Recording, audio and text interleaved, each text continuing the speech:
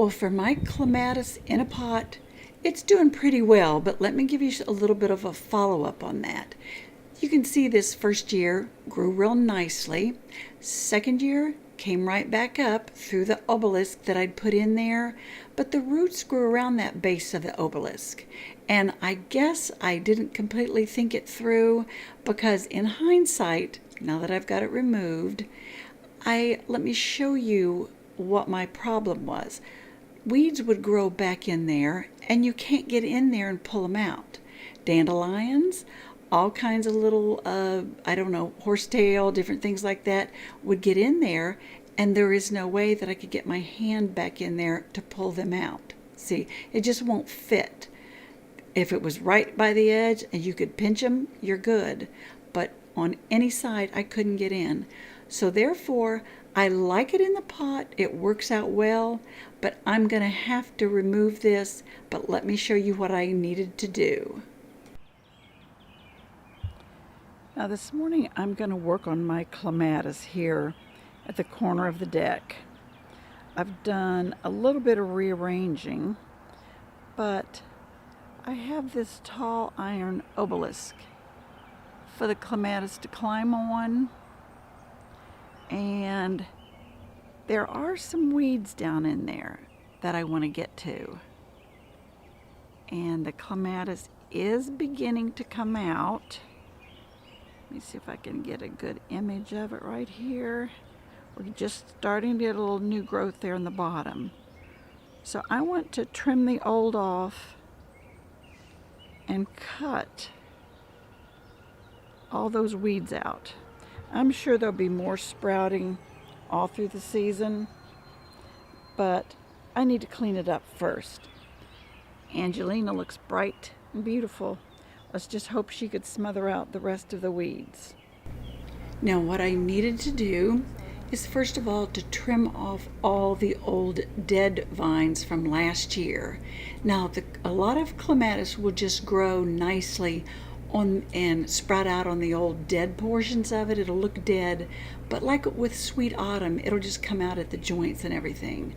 But this one being in a pot on my patio, I wanted to clean it up. But trying to remove that obelisk, there's just no way. I wiggled and jiggled and pulled and yanked, and there was no way that was going to come out of that pot.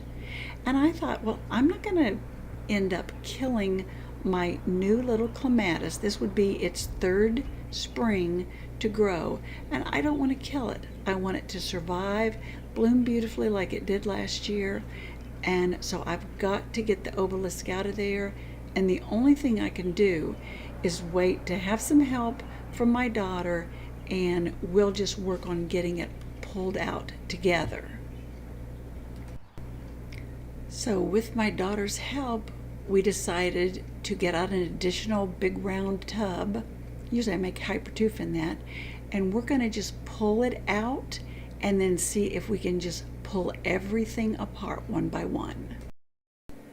Now together we just lifted it by that steel obelisk, and the root ball held together miraculously. It just lifted right out in one big lump, and we were able just to start scrabbling at it. As you can see, it grows pretty thickly in there. That Angelina has really taken over, and I am going ahead to trim the dead vines.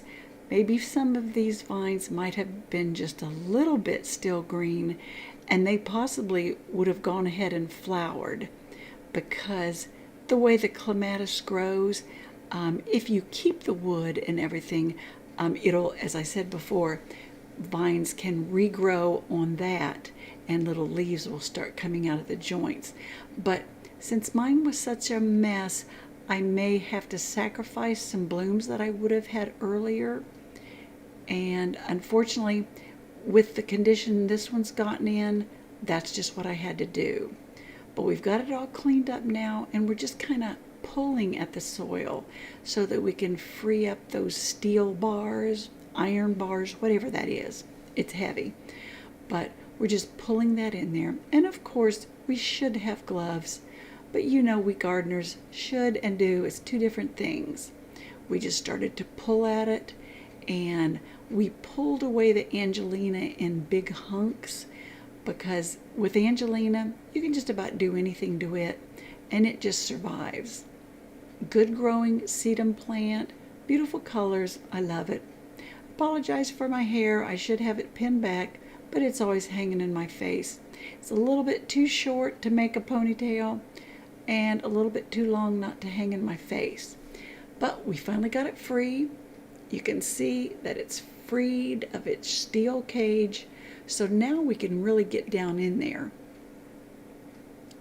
Really get to some of the little weeds. There are some tiny things, I don't know if it'll be very obvious here on the film.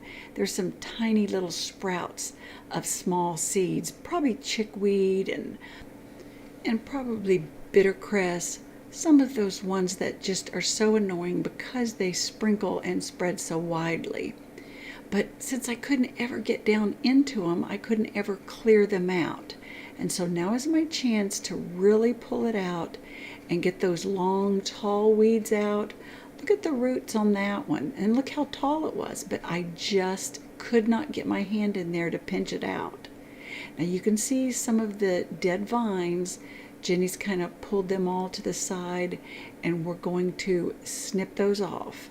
Now they appear to be dried up and dead, and as I said, we may sacrifice some early flowers, but unfortunately it needs the rescue.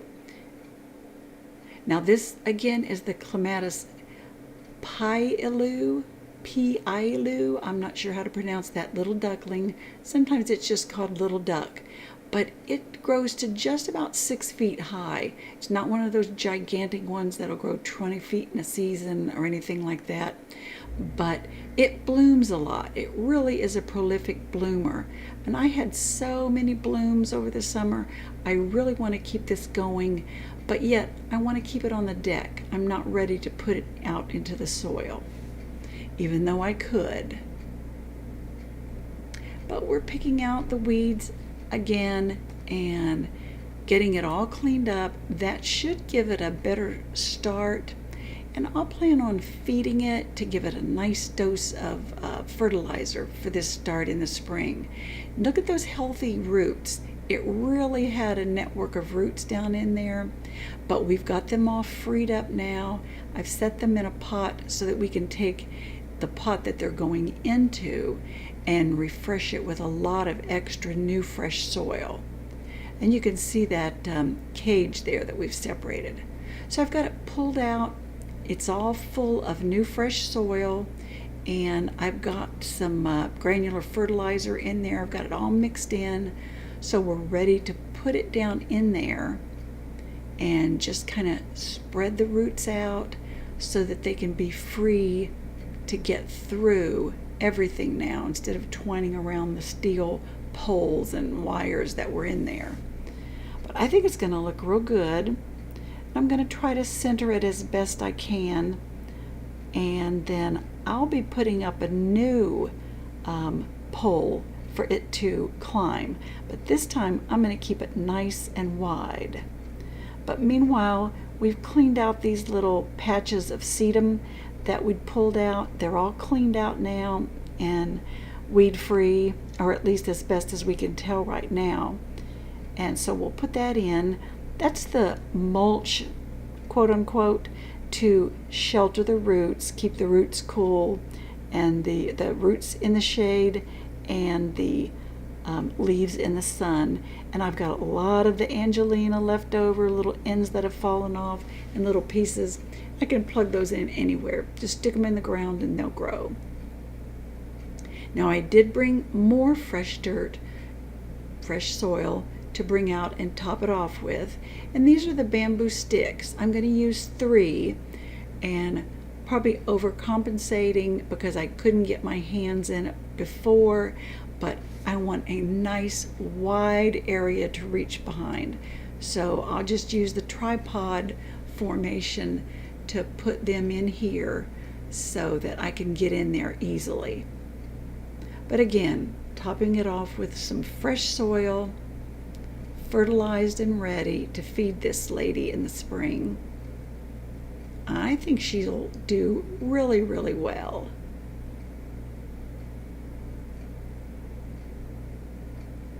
It's good when my daughter's home, she can help me to do some of these bigger tasks that I couldn't do all by myself, because you just sometimes got to have two hands, two sets of arms, I should say, to work on some of these things.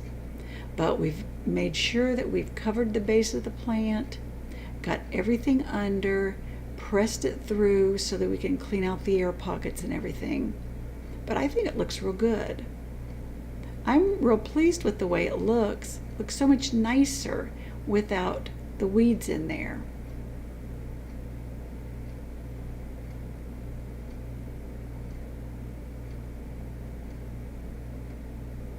So here's our little tent poles that we're going to stick in there. These are long ones. I think those are the 4-foot ones.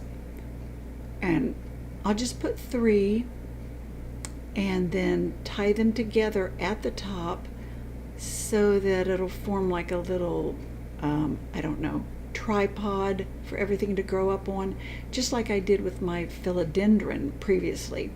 And that's doing real well inside. And then I'll probably get some of those little Velcro strips from the dollar store.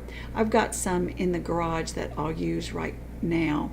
But until I get this settled in place, I don't want to attach it to anything, because I'm afraid, you know, if we lurch real hard, it might yank off a limb. And this one's had too much trauma already this spring. So I'll just use some of this, I don't know, raffia string, I forget what that's called, and just tie it tight to hold them together. And I'm sure the clematis will climb up over the top of this and probably hang over, but I may even snip some of the tops to keep it stimulated to grow thickly at the bottom. I think it'll look really good. And you can see those vines have gotten pretty long already, because I can just twist them up along that pole real easily. But we'll settle them in with the Velcro a little bit later. But they look real good. I should see buds any time now.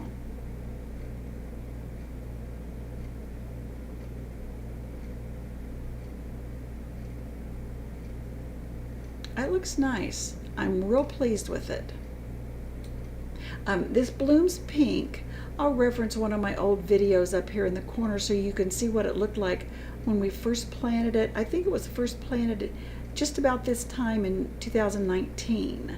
So it bloomed for 19, for 2020, and now it's going to be ready to bloom for 2021. So we'll roll it back on its little stand. Picked up those stands that Harbor Freight. That's for my big and heavy pots. And roll it back over into that same corner that it did so well.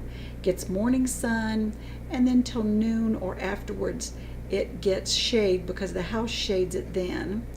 We'll water it real well to get all the air pockets out of it, and to kind of activate that fertilizer, those little beads of fertilizer, Osmocote, that we've got in there.